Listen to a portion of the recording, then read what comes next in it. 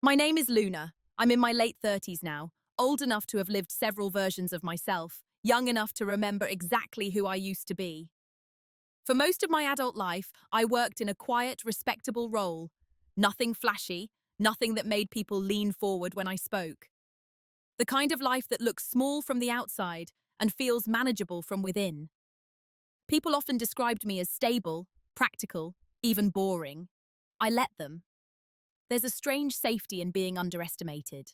If you'd met me years ago, you might have thought I had it figured out. A job, a city I chose for myself, the illusion of independence. I was the daughter who called on holidays, sometimes late, sometimes distracted, but always with a joke ready. I teased my parents about their routines, their worries, and their fear of being forgotten. I told myself it was harmless. Humor, I believed, was a kind of love.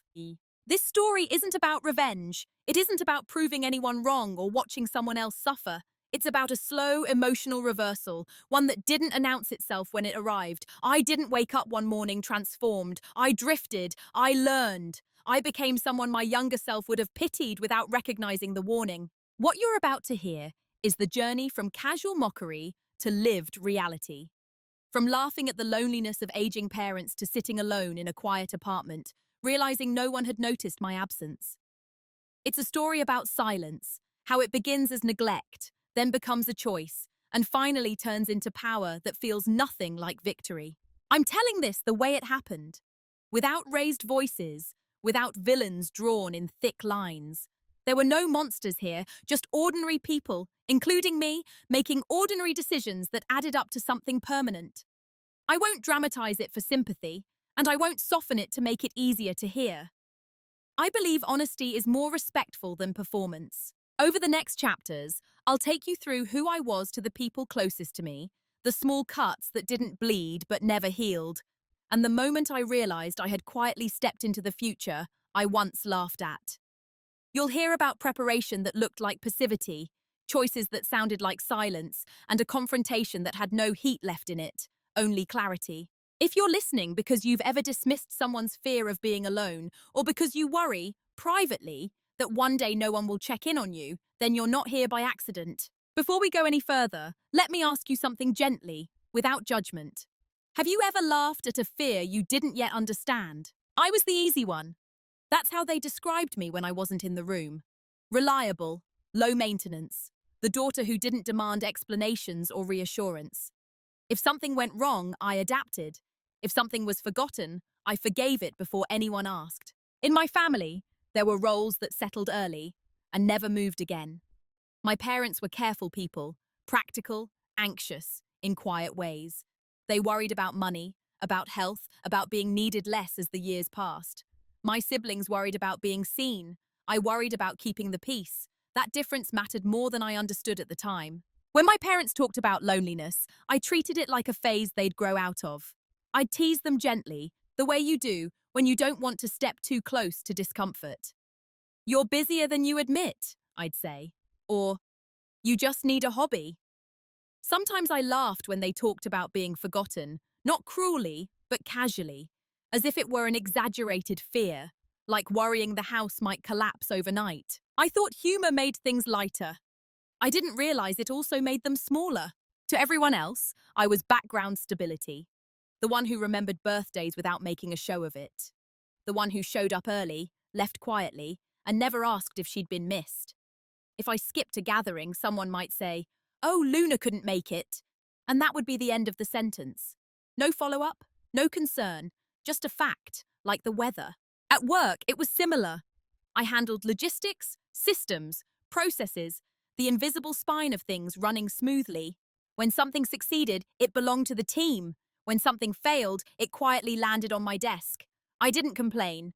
I told myself this was adulthood, competence, without applause. I wore neutral colors. I spoke after listening. I learned early that being calm made other people comfortable, and I mistook their comfort for connection. When I did speak about my own life, it came out trimmed and edited, like a summary instead of a story. People nodded. They rarely asked more. My parents liked that about me, or at least they relied on it. When they forgot to call back, I told myself they were tired. When they talked over me, I assumed what I was saying wasn't important anyway. When they praised my siblings for achievements and described me as steady, I accepted it as a compliment, even though it felt like being thanked for holding a door open while everyone else walked through. I didn't feel abused or mistreated. That's important to say. Nothing dramatic happened. There were no scenes, no ultimatums, just a slow training, reinforced over the years, that my presence was useful but not essential. The irony is that I believed I was different from my parents. I believed I was immune to the fear that haunted them. I had friends, routines, and a sense of independence. I rolled my eyes at their worries because I thought they came from age, not from pattern. I didn't see that I was rehearsing the same ending with a younger face. I remember once, clearly, my mother asking, half joking, "Do you think people will still visit us when we're old?" I laughed and said something dismissive. I don't even remember the exact words. I only remember the relief I felt at not having to sit with her fear. I told myself she needed reassurance, not honesty. What I didn't know was that reassurance given too easily can sound like disbelief. To them, I was the daughter who would always understand. To others, I was the woman who didn't need much. To myself, I was someone waiting patiently for a deeper recognition that never quite arrived. I didn't resent it yet. I normalized it. I thought invisibility was a form of peace. I thought being underestimated meant being safe. I had no idea how much practice I was getting at disappearing. The first time it happened, I almost missed it. That's the nature of small cuts. They don't announce themselves with pain. They feel more like a pause where something warm used to be. A moment that passes too quickly for you to protest, but slowly enough that your body remembers it. We were at my parents' house for a short weekend visit. Nothing special, no holiday, no celebration. Just one of those obligatory gatherings meant to prove we were still a family. The kind where conversation circles the same safe topics and never lands anywhere honest. I had taken the earlier train to help out, bought groceries on the way, cooked dinner while my mother rested, and my father watched the news a little too loudly. It felt natural, automatic. This was my role, and I stepped into it without thinking. During dinner, my father started telling a story, one I'd heard before. A story I had, in fact, helped him through when it actually happened years earlier. He misremembered a detail, an important one. I corrected it gently, not to challenge him, just to keep the truth intact. He didn't look at me. Instead, he kept talking, correcting himself aloud as if the thought had come from nowhere, as if I hadn't spoken at all. I waited, just a second longer than normal, long enough to see if anyone would acknowledge it. My mother nodded along with him. My sibling changed the subject. The conversation flowed forward, smooth and uninterrupted, like I hadn't opened my mouth. That was it. That was the moment. No one insulted me. No one raised their voice. If I'd pointed it out, I would have sounded sensitive, even petty. So I smiled. I took another bite of food I'd made. I told myself it didn't matter. But something in me noted it carefully. Not with anger, yet, but with curiosity. Like discovering a crack in a familiar wall. You don't panic. You just touch it again later to see if it's still there. Over the next few days, I replayed it in my mind. Not obsessively, but precisely. I asked myself whether I had imagined it, whether I'd spoken too softly, whether timing was the issue. I gave everyone the benefit of the doubt, including myself. That's what I was good at, explaining things away. Still, a quiet awareness settled in. I started noticing how often my contributions landed in the space between conversations rather than inside them. How my presence filled gaps but didn't anchor moments. How easy it was for the room to move on without me. No one else noticed. Or if they did, they didn't register it as a problem. Why would they? Everything still worked. Dinner was served, stories were told, the family functioned. And I functioned too, outwardly.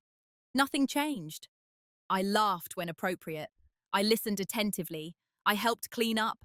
I hugged everyone goodbye and told them to call any time. But internally, something had shifted.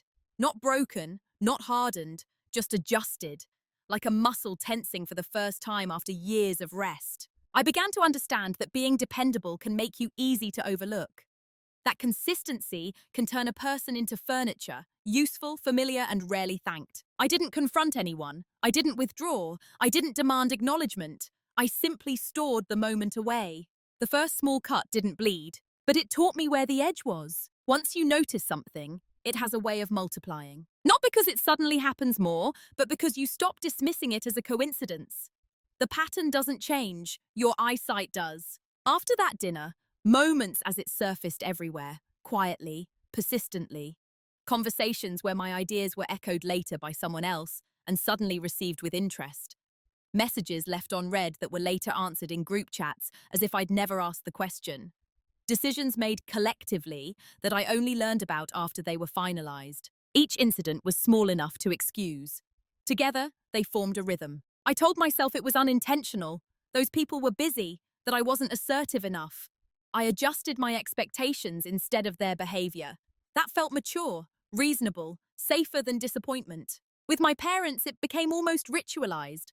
I'd call, we'd talk, I'd ask questions about their health, their neighbors, the weather, details that proved I was paying attention. When I spoke about my own life, the conversation would thin out, like a signal losing strength. Sometimes my mother would interrupt with a new worry. Sometimes my father would answer his phone mid-sentence. I learned to wrap up quickly. I laughed it off. You know me, I'd say, but nothing exciting is going on. That wasn't true. Things were happening. I just stopped offering them up for neglect. At work, I refined the same skill. I documented everything. Not out of suspicion at first, but efficiency. I kept notes, timelines, and emails. When something went wrong, I could trace it calmly, fact by fact. My tone stayed even. My face stayed neutral. People trusted that. They also relied on it more than they realized. No one thought to ask how it felt. Disrespect doesn't always arrive as hostility. Sometimes it comes dressed as familiarity. People assume you'll understand, that you won't mind, that you're above needing acknowledgement. And if you don't correct them, they take your silence as consent. I became fluent in that silence. There were moments, brief ones, when I considered speaking up, correcting someone who spoke over me, pointing out a forgotten commitment, asking for credit. Each time, I pictured the response: surprise, defensiveness, the subtle shift that marks you as difficult. I decided it wasn't worth it. That's how normalization works. You trade visibility for peace, one interaction at a time, until peace feels like absence, and you don't remember when you agreed to the exchange. The strange part is that I didn't feel angry. Not yet. Anger requires the belief that something is wrong. I still believed this was normal, that this was adulthood, that closeness fades, that attention is something you outgrow. I even used my parents as an internal comparison. This is what they fear, I thought. Being ignored, becoming background. I told myself I was nothing like them. I was active, capable, useful. What I didn't realize was how easily usefulness replaces presence. By the time I admitted something felt off, the behavior had already calcified. It wasn't new anymore. It was familiar, predictable, almost comfortable. And comfort, I learned, can be the most dangerous disguise of all. Roles don't always get announced. Most of the time, they settle quietly, like dust. You don't notice them forming until you try to move something and realize how much weight has accumulated. By the time I recognized mine, everyone else had already agreed on it. I was the reliable one. The person who filled gaps without needing to be asked. The one who would step in if something was forgotten, mishandled, or left unfinished. Not because I was eager, but because I was capable, and capability invites assumption. At family gatherings, I noticed how tasks found their way to me naturally. Setting the table, checking reservations, making sure my parents took their medication before bed. No one said, "Luna will do it." They didn't have to. I was already standing. What struck me wasn't that they relied on me. It was that they never wondered whether I wanted to be relied on. Conversations followed the same pattern. I was consulted for logistics, not opinions, for execution, not emotion. When something needed to be handled delicately, I was included. When something needed to be celebrated, I was informed afterward. I didn't protest. I told myself this was trust, that being needed was a form of closeness. But need without curiosity is just convenience. My parents, especially, seemed to settle into a quiet certainty about me. They worried about being forgotten by others, but not by me. I was the constant in their future, the unspoken safety net. The daughter who would understand if they forgot a date, missed a call, or cancelled at the last minute. And I did understand, every time. That understanding slowly became an expectation. If I hesitated, it was met with surprise. If I said no, it required explanation. Not anger, just confusion. As if I'd stepped out of character without warning. At work, the role mirrored itself almost perfectly. I was the person behind the scenes, ensuring nothing fell apart. I didn't lead meetings. I prepared them. I didn't present outcomes. I made sure others could. People praised my supportive nature. They said things like, "We couldn't do this without you." But the words never translated into authority or visibility. They translated into more work. Still, I stayed quiet. Part of me believed this role was earned, that my calm demeanor had invited it, that if I wanted something different, I would have to become louder, sharper, someone I didn't recognize. Another part of me, smaller but persistent, wondered why adaptation always seemed to move in one direction. I started to see how invisibility isn't assigned randomly. It's often given to those who prove they can carry it. And once you do, the world arranges itself around your silence. I wasn't mistreated. I was used efficiently. The most unsettling realization came one evening when my mother called, worried about a minor issue, something easily solvable. I talked her through it, calmly, patiently. At the end of the call, she sighed in relief and said, "I don't know what we'd do without you." She meant it as love. I heard it as an obligation, because the truth was, no one had ever asked what would happen to me if I kept being the answer to everyone else's problems. That night, for the first time, I imagined not stepping in, not correcting, not filling the silence, just letting things stand where they fell. The thought wasn't angry. It was clarifying. There was no argument, no raised voice, no moment you could point to and say, "That's when everything changed." It was quieter than that. I was sitting alone in my apartment on a Sunday afternoon, the kind of day that feels unfinished no matter what you do with it. The light was soft. My phone was face down on the table. I had already checked it too many times. Earlier that morning, I had sent a message to my family group chat. Nothing urgent, just a simple update, something personal, something real. I don't even remember exactly how I worded it. I only remember the pause afterward, the long, open silence where responses usually appear. Hours passed. The chat continued without me. A comment about the weather, a forwarded article, a joke between my siblings. My message sat there untouched, like a thought no one heard. For the first time, I didn't rush to explain it away. I didn't tell myself they were busy. I didn't assume bad timing. I didn't minimize the feeling. I let it sit exactly as it was, small, sharp, and undeniable. And I realized then that I had been doing emotional labor on credit, always assuming a connection existed because I kept investing in it, always smoothing over gaps before anyone else noticed them. And in that moment, something inside me shifted, not into anger, but into stillness. I asked myself a question I had avoided for years. What happens if I stop? Not dramatically, not as a test, just quietly. What happens if I don't remind, don't follow up, don't rescue the conversation from discomfort? The thought didn't feel rebellious. It felt honest. That afternoon, my mother called. I let it ring longer than usual before answering. When I picked up, she talked about her day, her worries, and her plans. I listened. When there was a pause, I didn't rush to fill it. She didn't ask about me. Normally, I would have volunteered something, offered a story, an update, a joke. Instead, I stayed silent. Not cold, just present. The call ended sooner than usual. When I hung up, I noticed something unexpected.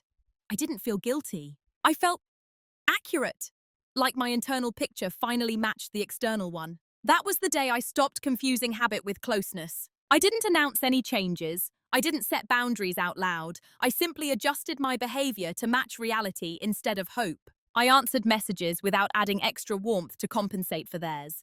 I stopped being the first to reach out. I let pauses remain pauses.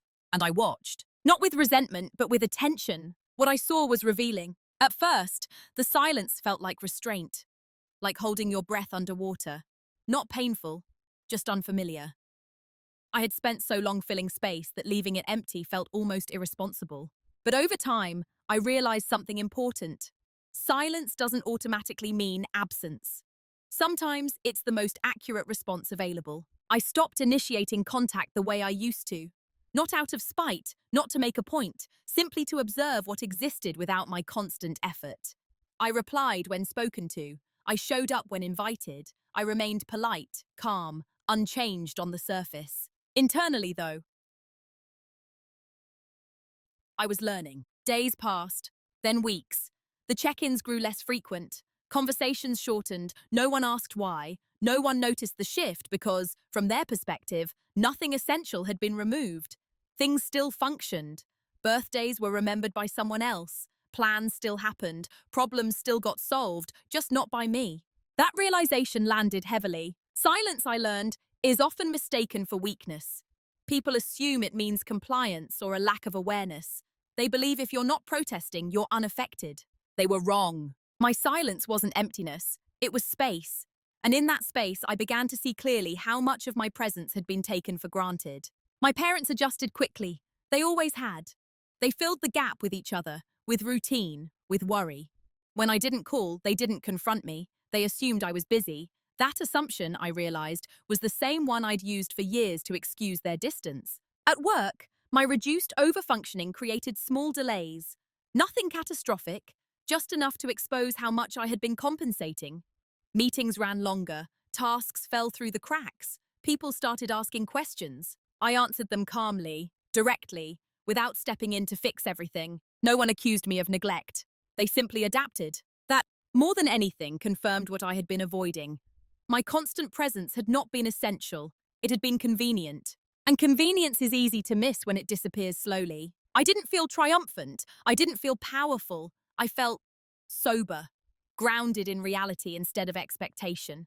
For the first time, I understood that silence could be strategic without being cruel, that stepping back didn't require explanation if you were no longer willing to be misunderstood. I was no longer proving my value by exhaustion. I was watching who noticed. What they never noticed wasn't my absence. It was my attention. When I stopped filling every gap, I gained something I hadn't had before: margin. Time that wasn't immediately consumed by maintenance, reassurance, or quiet rescue. I didn't announce this shift. I didn't even fully trust it at first. I just let the space exist and used it to observe. I started paying attention to patterns the way you do when you're no longer inside them. I noticed how often my parents talked around problems instead of through them, how decisions were postponed until someone else, usually me, made them easier. I noticed which responsibilities were shared and which ones had quietly defaulted to me over the years without discussion. I noticed, too, how little curiosity there was about my inner life. Not malice, just absence. People asked about logistics because logistics were what I had trained them to expect. At work, I did something similar. I kept documenting, not just tasks, but dependencies. Who relied on whom? What processes are actually required for intervention versus habit? I learned where knowledge lived and where it didn't. I learned which silences caused stress and which ones simply revealed it. This wasn't preparation for retaliation. It was preparation for clarity. The more I observed, the more a strange calm settled in. I stopped taking things personally. Once you see a system, it's hard to feel individually attacked by it. You understand that most people aren't intentionally dismissive. They're just responding to the structure they've been given. And I had helped build that structure. That was the hardest part to admit. I had taught people how to treat me by never correcting them, by smoothing things over, by being present without being precise about my limits. My invisibility wasn't imposed, it was reinforced. But reinforcement can be undone, quietly. I didn't start asserting myself loudly. I didn't demand recognition. I made smaller, subtler changes. I stopped preempting needs. I let questions sit unanswered until someone asked directly. I clarified responsibilities instead of absorbing them. Most people didn't notice the intention behind these shifts. They just adjusted. Systems always do. My parents, meanwhile, continued assuming I was fine. That assumption had always been comfortable for them. It spared them from asking harder questions about dependency, about aging, about what would happen when routines failed. I saw then how fear hides behind familiarity. They feared being forgotten, yes, but they also feared noticing how much they leaned on someone who never asked to be leaned on. My silence had protected them from that discomfort, and now my continued quiet was removing that protection. Still, nothing dramatic happened. No alarms went off, no one confronted me. From the outside, life looked the same. But underneath, the balance was shifting, and I was finally aware enough to guide it. The reveal didn't come as a shock. It arrived the way truth often does, after repetition has worn down denial, after observation has replaced hope. One quiet evening, flipping through my journal, I saw it clearly for the first time. I had leverage, not in the dramatic sense, not secrets or threats or power plays, something far less visible and far more decisive. I was the connective tissue. Over the years of being dependable, I had become the silent holder of continuity. I knew where documents were kept.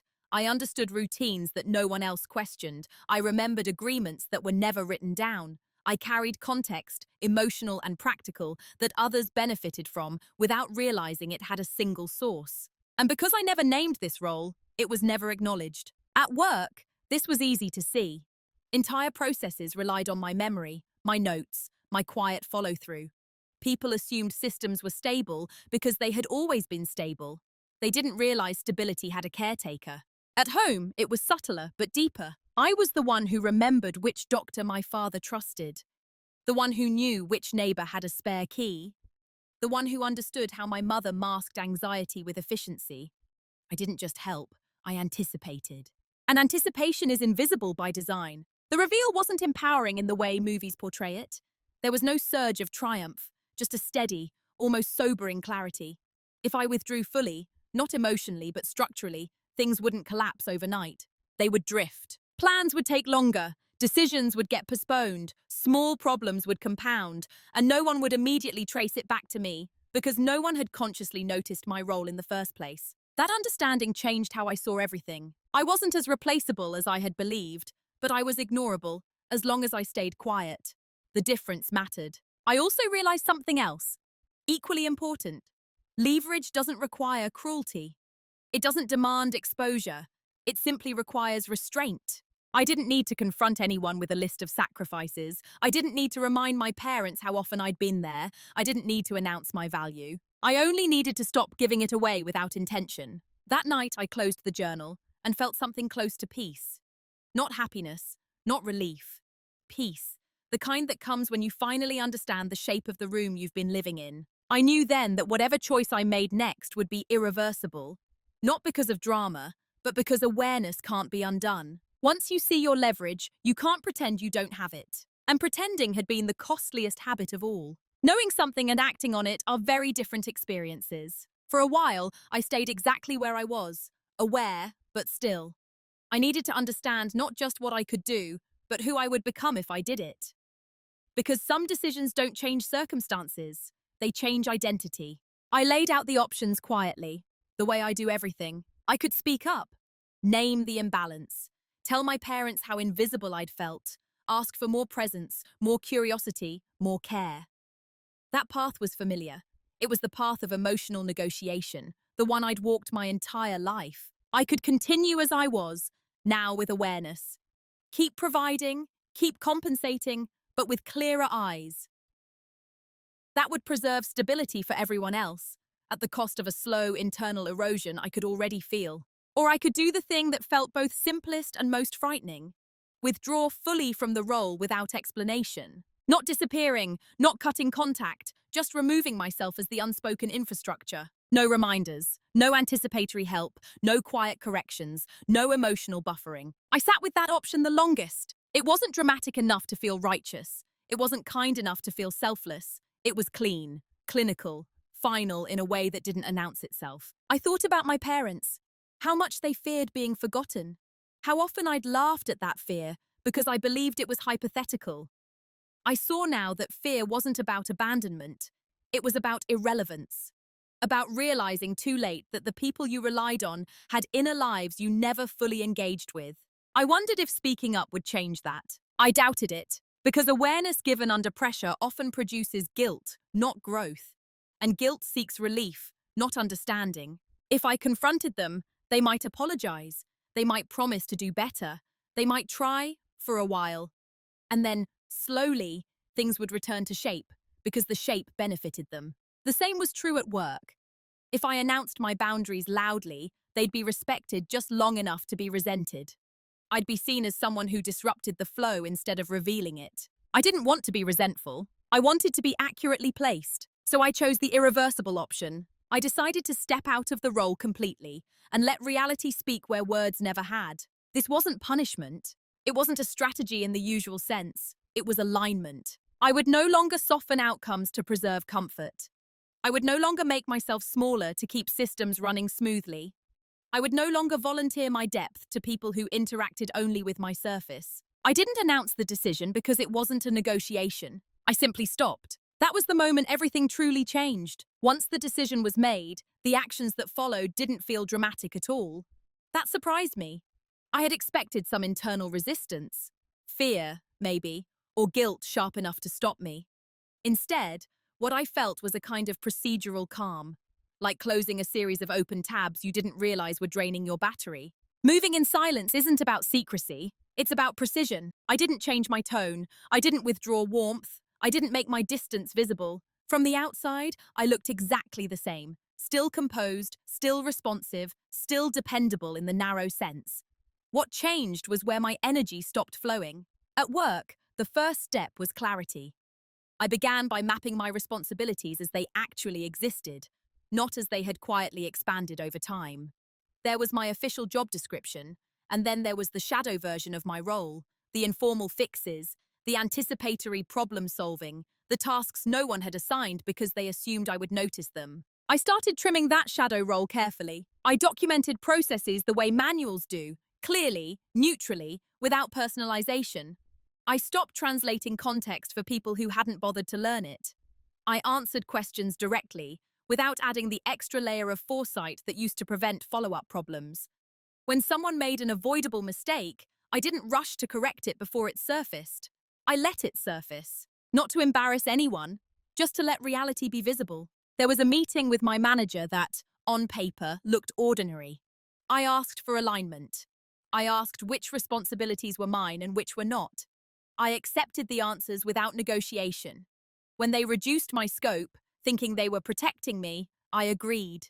That reduction was intentional, because when you stop being the invisible glue, you have to remove yourself cleanly, not angrily, not defensively, cleanly enough that no one can claim confusion later. What they saw was compliance. What I was doing was extraction. At home, the silence required more discipline. I had been conditioned for years to intervene early, to soften worries before they became stress, to solve problems before they required decisions. That habit didn't disappear overnight. I had to notice the impulse each time it rose and choose not to act on it. When my mother mentioned an upcoming appointment and sounded uncertain, I didn't step in with reminders or logistics. I listened. When she paused, waiting for me to take over, I stayed quiet. Not cold, just present. When my father complained about something technical going wrong, a bill, a device, a form, I resisted the reflex to fix it immediately. I asked one clarifying question, then I waited. Sometimes they solved it themselves, sometimes they didn't. Either way, I didn't rush in to preserve the image of smooth functioning. I also stopped being the emotional buffer. When tension appeared between family members, I didn't mediate. When someone vented, I didn't translate or reframe. I listened without absorbing responsibility for resolution. That was new and uncomfortable. What struck me most was how little resistance there was. No one accused me of pulling away. No one asked if something was wrong. No one sat me down to ask why I'd changed. That silence told me something important. My overfunctioning had been useful, but my presence had not been noticed. Weeks passed, then months. The effects weren't immediate, and they weren't catastrophic. They were cumulative. At work, small inefficiencies began stacking. Deadlines slipped by a day instead of an hour. Meetings stretched longer. Questions that used to be answered before they were asked now arrive late and incomplete. People adapted, but less elegantly. I was still respected, still liked, but I was no longer leaning on it unconsciously. At home, the changes surfaced as confusion, fusion more than loss. Plans became vague. Appointments were missed or rescheduled. Small frustrations repeated themselves. Conversations looped. The sense of effortlessness, something I had quietly provided, was gone. Still no one named it. Systems rarely acknowledge their dependencies until the absence becomes undeniable. And even then, they often look for explanations that preserve comfort. They blame timing, stress, age, circumstances. Not me! That realization was sobering. I had imagined, somewhere deep down, that my withdrawal would be felt as absence, that someone would notice the gap and trace it back. But what happened instead was subtler and more revealing. Life simply became less efficient, less held, less buffered. And people accepted that as normal. There was no satisfaction in this. No sense of, I told you so. Mostly, there was grief. Not loud or sharp, but steady. Grief for how easily my contributions had blended into the background. Grief for how long I had mistaken usefulness for belonging. At the same time, something else was growing. Space. For the first time, my days weren't organized around preventing inconvenience for others. I had energy left over. Mental, emotional, practical. I used it carefully. I invested it inward. I strengthened routines that had nothing to do with anyone else. I made plans without checking availability. I built contingencies for my future instead of everyone else's. Quiet ones, sensible ones. Moving in silence didn't make me powerful in the cinematic sense. It made me accurate. I was no longer cushioning people from consequence, not because I wanted them to feel loss, but because consequence is how systems reveal truth. And truth, I had learned, doesn't require explanation. It reveals itself when the quiet labor stops. And it was only a matter of time before someone felt it clearly enough to ask why. The consequences didn't arrive with confrontation. They arrived in confusion. At first, it was dismissed as a coincidence. A missed appointment here. A bill was paid late there. A small misunderstanding that required a second phone call to untangle. Each incident on its own was harmless. Together, they created friction, an unfamiliar resistance in routines that had once felt smooth. My parents began mentioning things casually. No complaints, observations. I don't know why this keeps happening, my mother said once, referring to a scheduling mix-up. Her tone wasn't accusatory. She was puzzled, as if she were talking about the weather changing unexpectedly. I listened. I didn't fix it. At work, the pattern repeated almost exactly. Processes that used to glide now stumble. People double-checked information they'd once assumed was correct. Meetings ended with more follow-ups than conclusions. Still, no one connected the dots. That's the strange thing about quiet labor. It leaves no obvious footprint. When it disappears, what's missing feels like general disorder, not personal absence. I noticed something else, too. People began reaching out in different ways. Not with appreciation, with uncertainty. Questions came framed as hypotheticals. Do you know who usually handles this? Do you remember how we used to do that? I answered factually, briefly. I didn't step back into the role just because it was being gestured toward. With my parents, the shift was slower but deeper. They began calling more often, not to check in, but to ask. Where something was, who to contact, what they should do next. Each question carried a trace of something new, hesitation. I responded when appropriate. I offered information, not orchestration. I stopped translating their worries into plans. I let the silence stretch when they expected reassurance. They were feeling the loss without knowing its shape. There was no anger in me, no satisfaction. Mostly, there was a quiet sadness, for them and for the version of me that had believed love was proven through constant availability. One evening, my mother sighed on the phone and said, almost to herself, everything feels harder lately. I knew what she meant. What she didn't say was why, and I didn't supply the answer. Because this wasn't a lesson that could be taught verbally. It had to be lived, slowly, unmistakably, without accusation.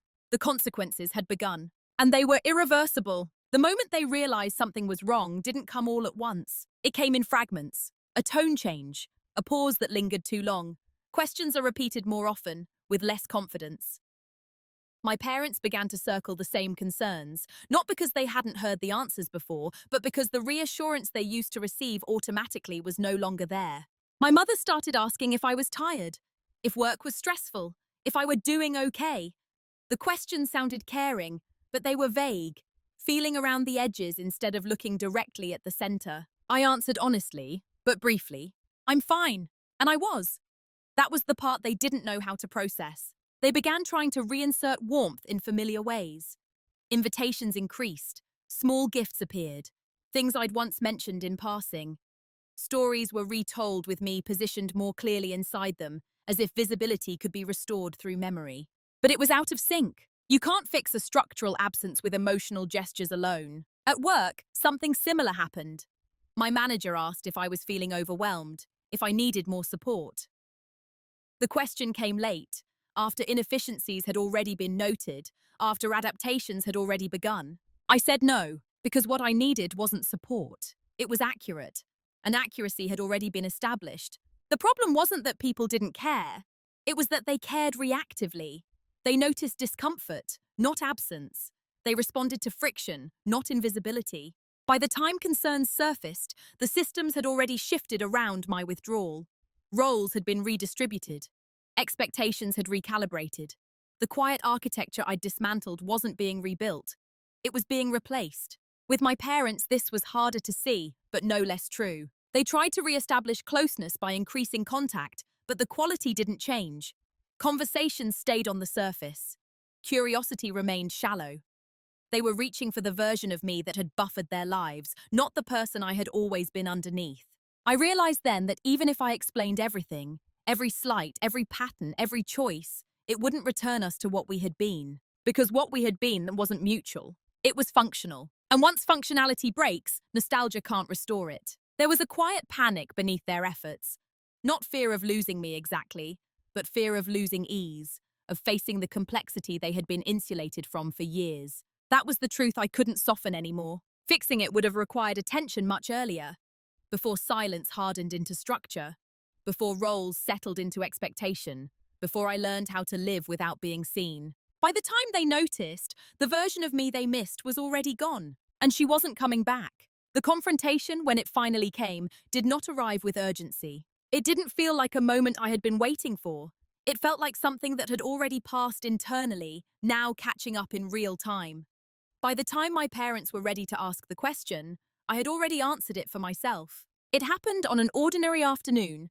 No special reason for the visit, no tension in the air beforehand.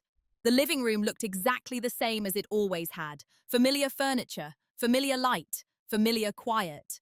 That familiarity almost made it easier, as if nothing needed to be staged or protected anymore. My mother was the one who spoke first. She didn't accuse, she didn't sound defensive. Her voice carried something else instead. Hesitation. "Have we done something wrong?" she asked it carefully, as someone touching a bruise they're not sure exists. I didn't respond right away. Not because I was searching for the right words, but because I noticed something surprising. I wasn't bracing myself. There was no rush of adrenaline, no tightening in my chest. The fear of being misunderstood, the fear that had kept me quiet for so long, was gone. "I don't think you did something wrong," I said finally. "I think you did something consistently."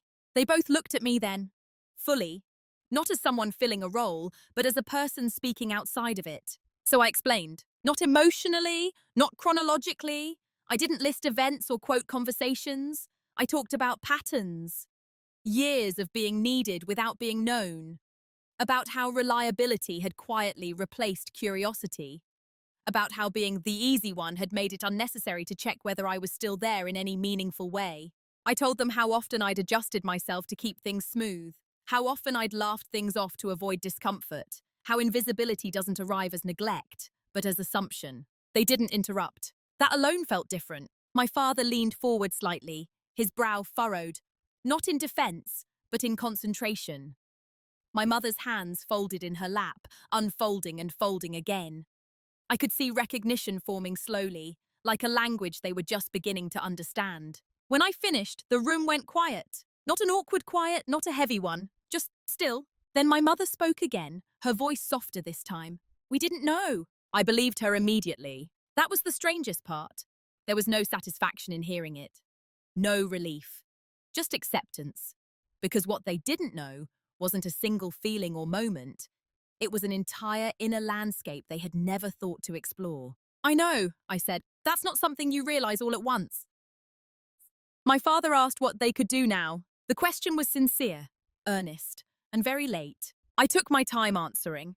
Not because I wanted to make a point, but because I needed to be honest. In another version of this conversation, I might have asked for change, for more effort, for deeper questions, for proof that things could be different. But standing there, I understood something clearly. I no longer needed them to change in order for me to be at peace. "I don't need you to fix anything," I said. "I just need you to understand why I don't step into that role anymore." They nodded, slowly, uneasily. I could tell they wanted reassurance, that this wasn't a withdrawal of love, that things would return to normal. But I didn't offer it.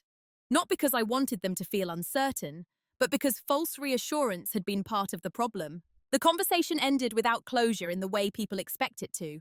There were no promises of transformation, no dramatic apologies, no emotional release, just acknowledgement. Quiet, incomplete, but real. When I left, I didn't feel victorious. I didn't feel relieved. I felt settled, because confrontation doesn't always exist to restore closeness.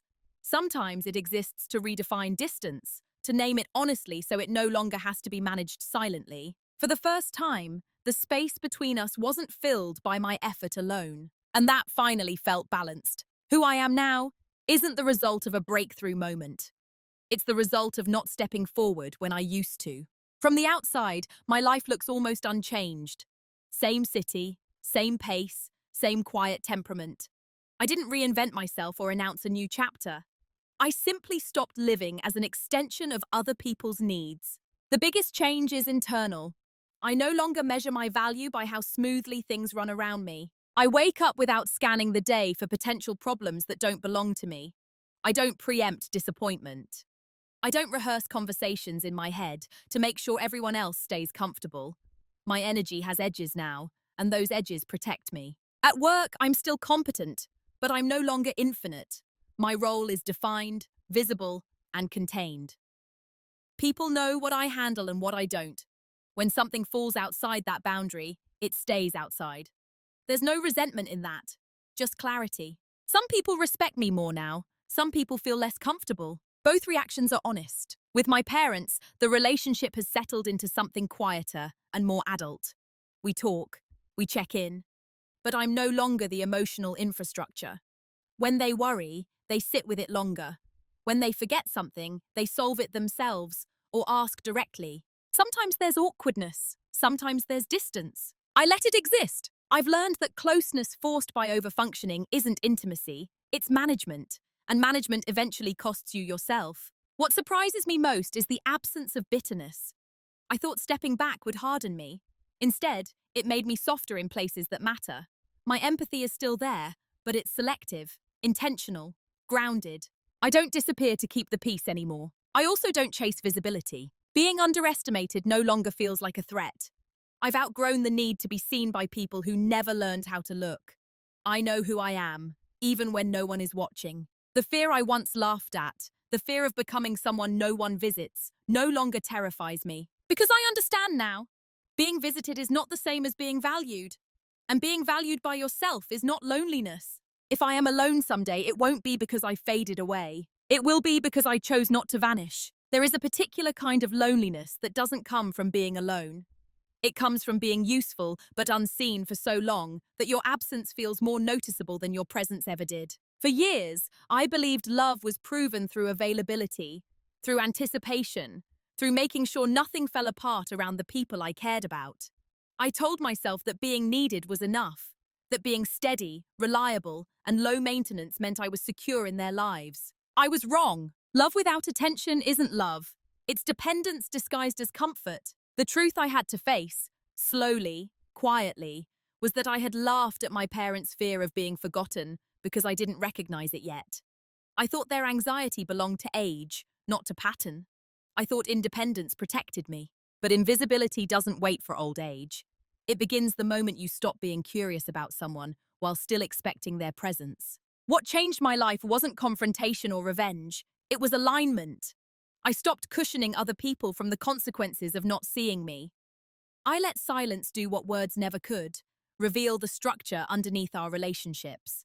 And when that structure shifted, so did I. I didn't gain power in a dramatic sense. I gained ownership of my time, of my energy, of my emotional labor. I learned that quiet dominance isn't about control. It's about refusing to disappear to keep systems comfortable. If you're listening to this and recognizing yourself, if you're the one who remembers, fixes, anticipates, and absorbs, I want you to hear this clearly. Your invisibility is not a virtue. Your exhaustion is not proof of love. And your silence, when chosen intentionally, can become a boundary instead of a wound. There may come a day when someone looks around and realizes you're no longer holding everything together. when they feel lost without knowing exactly what's missing. That moment won't mean you failed. It will mean you finally stopped pretending. So I'll leave you with this. Not as advice, not as judgment, just as a question worth sitting with. Have you ever mistaken being needed for being loved? And what would change if you didn't?